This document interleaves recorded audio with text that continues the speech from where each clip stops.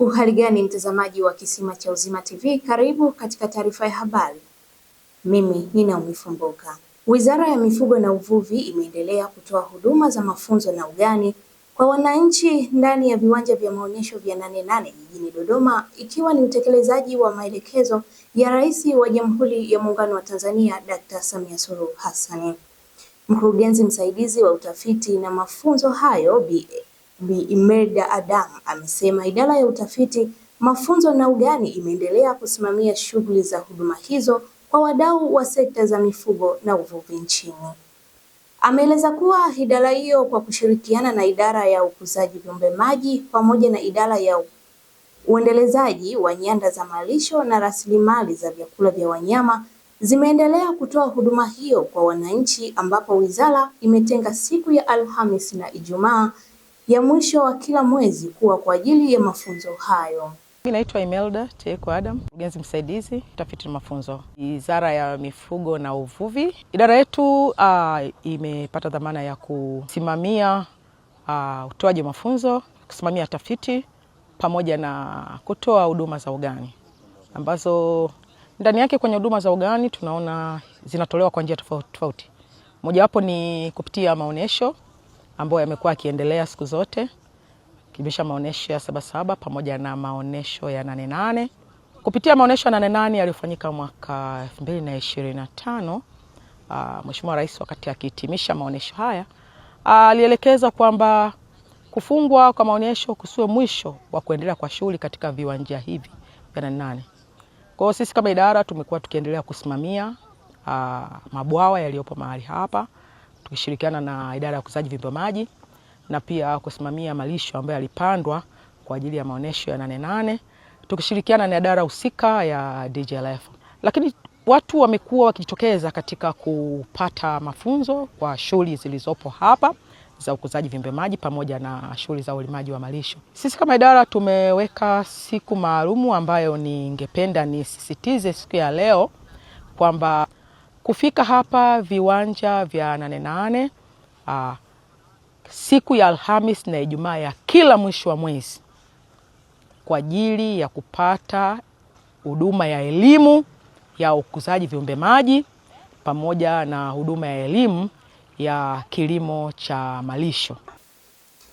Mkuu wa tawi la operesheni na mafunzo wa Jeshi ya Kujenga Taifa JKT, Brigedia Jenerali Peter Mnyani ametoa wito kwa vijana waliohitimu kidato cha 6 mwaka 2026 kuhudhuria mafunzo ya JKT kwa mujibu wa sheria.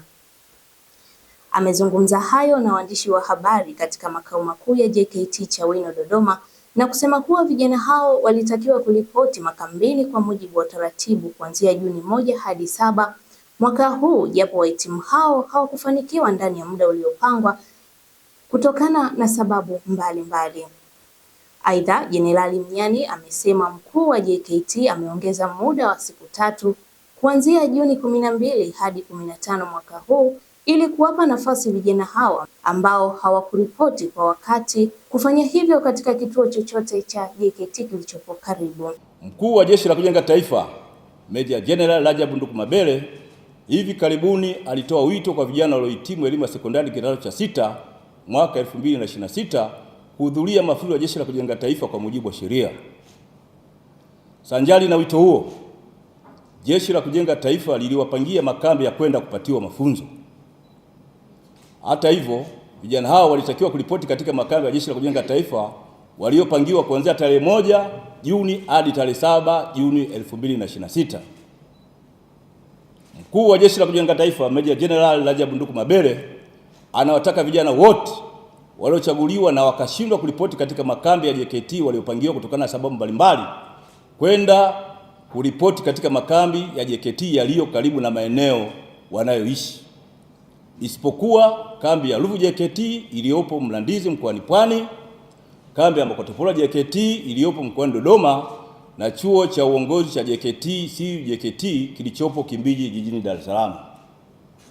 Vijana hao wanatakiwa kuripoti makambini kuanzia leo tarehe 12 Juni 2026 hadi tarehe 15 Juni 2026 bila kukosa. Vile vile naomba nichukue nafasi hii kutoa ufafanuzi mdogo kuhusiana na hii taarifa. Ikumbukwe kwamba mkuu wa Jeshi la Kujenga Taifa Meja General Rajabu Nduku Mabere alishatoa taarifa ya wito huu, lakini hadi hivi sasa hivi vijana wamesharipoti makambini, isipokuwa kuna baadhi ya vijana ambao wameshindwa kuripoti makambini kutokana na sababu mbalimbali.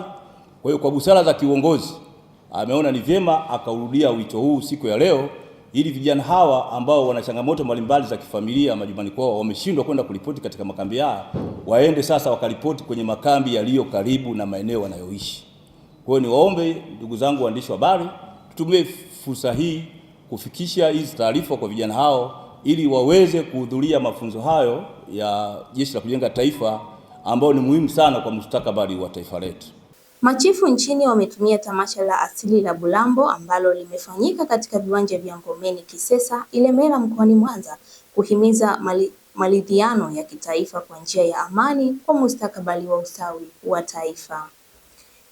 Huku vijana wameaswa kuepuka vitendo vinavyoweza kupelekea uvunjifu wa amani na kutumia majukwaa ya matamasha ya utamaduni kukumbusha juu ya mila na desturi za Kitanzania katika kulinda tunu ya amani katika taifa. Aidha, tamasha la Bulabo limeanza Juni 7 na kutarajia kutamatika tarehe 14 Juni mwaka huu. Pia limewakutanisha machifu kutoka Tanzania, Afrika Mashariki na Afrika Kusini katika kuenzi utamaduni, mshikamano na maadili ya Kiafrika. Tamasha letu mwaka huu limelenga kauli mbiu ambayo tuko nayo ya maridhiano ndio jadi yetu, tulinde maadili ya Mtanzania. Lakini yote kwa yote, tamasha hili kwa muda wa wiki nzima ambao limeanza tarehe 7 hadi tarehe 14 hitimisho, lina kila siku na mipango fulani. Kuna tarehe 11 mwezi huu wa 6 siku ya Alhamisi, kutakuwa na vijana zaidi ya 3000 kutoka sehemu mbalimbali.